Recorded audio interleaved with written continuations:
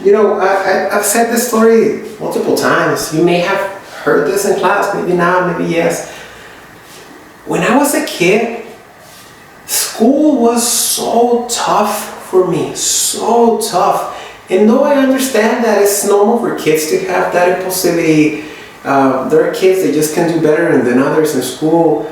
Personally, for me, it was so difficult. I always had this burst of energy. My family, laughs about it because if I had the chance to move around, I could be running the whole day and I would never get tired. Kid with a lot of energy. And when I was trying to go to class, my parents took me to classes, and it's odd because I'd be daydreaming the whole day. It was so hard for me to actually get my mind set on something that I could learn. I could learn more by, writing, having activities, cutting, pasting. Those things would keep me busy, and I could do those. But sitting down, hearing stories, watching the teacher talk about something, and I would right away daydream the whole time. And this went off all the way through high school. I struggled a lot. It's odd because my parents knew, and my parents have told me how they were somewhat, scared that I was just, the brightest kid, especially because my middle brother, I have two older brothers, and my middle brother was succeeding academically at every level, and they seen right away, right after him, they're seeing me, and I'm struggling so much. It wasn't until I had my lessons in psychology that I learned about what is ADHD. I was never diagnosed with ADHD, but my life began to change a lot academically when I went to college. At that point, I found a way to have an outlet for my energy, and I just made a better effort, and I believe that now at this time I could concentrate. And long and behold, before I noticed it, I began to do good academically. I was never diagnosed with ADHD, but every time that I see the symptoms, I can relate to them so much. I'm telling you this because we're talking now in the last section of the semester about developmental disorders. Developmental disorders are connected primarily to children and adolescents. They may affect an adult as well. Of course, there may be diagnosis of those to adults, but they're less common. They're far more common in children. They're far more common in adolescents.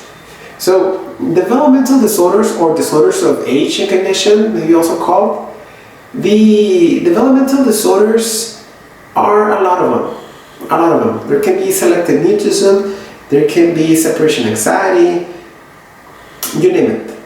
The three main ones, however, are attention deficit hyperactivity disorder, autism spectrum disorders, and the third one is intellectual disability. So overall, you can read the characteristics for how those are different, what each one has, and so on. But I just want to bring out the whole topic of developmental disorders. There are three characteristics that should be noted and should be taken into account.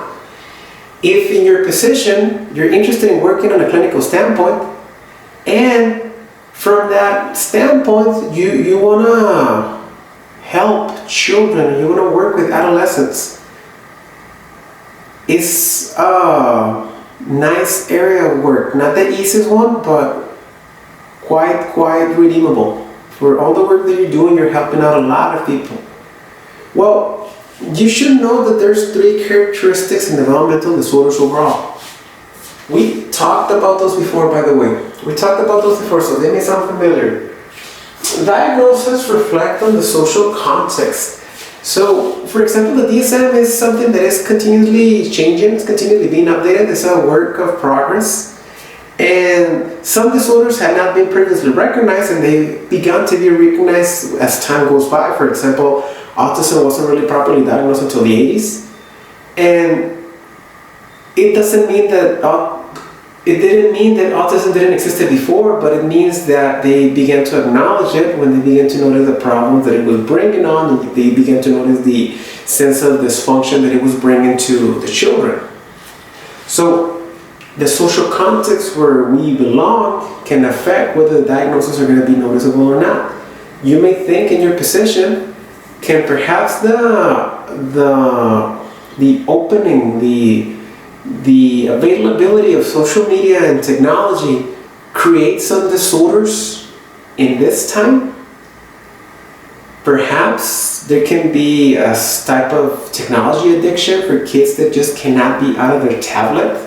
Some kids can experience anxiety because they grew up with their tablet, and if it's taken away, it's tough. Think of social media and the effect it has on the adolescent years. And think of people that literally cannot even eat a meal without taking a picture for Instagram. You name it. Could it possibly lead to some type of dysfunction that may be noticeable in time? Maybe. Would it carry a separate diagnosis? Maybe. That would be part of the first point. So the diagnosis reflect a lot of the social context and the historical context where you live. Now, number two, disability changes year by year. If I bring it on to my case, I was never properly diagnosed with ADHD, but if I had a similar disability, or I might have been afflicted by ADHD, typically ADHD gets better when you get older.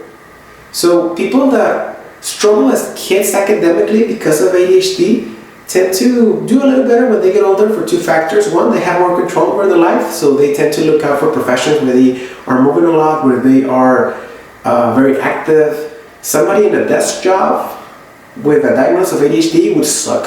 It's horrible.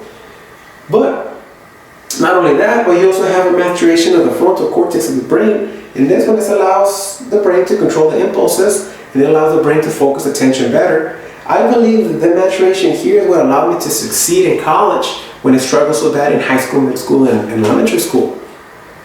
And it's funny because even up to this day, I can sit for a little bit, work in an office for a little bit, but I suck if I have to stay for too long on the computer. Hence why it's been so hard this couple last weeks. I'm here doing my best for you guys, but it's hard for me to work on online classes, especially right now I got 9. Anyways, that's a characteristic of disability change year by year. Other ones may become more difficult as a person grows older, so it varies a lot. And lastly, but main thing is, and this should be the last lesson because it will take across the whole semester. A little bit of abnormality is normal. We shouldn't always be so concerned. We shouldn't exaggerate if we start to notice some trends. So my kid has some difficulties concentrating. Is this ADHD? My kid doesn't look at me in the eyes when I'm talking to him. Is this autism? My girl cries when I left her off in school the first day of class. Is this separation anxiety? Don't exaggerate. A little bit of abnormality is normal. Some of my friends that work in the field disagree with me on this, so this is only my personal take. But I do believe that we all have a little bit of all psychological disorders. I do believe that we can all have a little bit of OCD. I do believe that we all can have a little bit of mood swinging, a little bit of bipolarity. We can have all a little bit of depression right now, perhaps with the situation that is going on. Some of you might feel it's kind of rough to maintain in the house over and over and have a happy, excited mood. A little bit of abnormality is normal. And a kid that has a lot of energy does not translate immediately into ADHD. And a kid that struggles in math does not translate into intellectual disability. And a kid that doesn't say hi when they come into a new house does not have selective mutism. So we gotta be careful about that. Not only does that apply to developmental disorders, but this applies to psychological disorders overall. So remember, what really characterizes and distinguishes abnormality from a psychological disorder. And let's say it one last time, last lesson, 3 Ds of psychological disorders: deviance, distress, dysfunction. Hopefully you enjoy this course despite all the adversities and all the issues that we had, guys. It was a pleasure working with you all. And stay in touch. Stay in touch by all means. Hope you have a good rest of your summer. Alright? Have a good one, guys.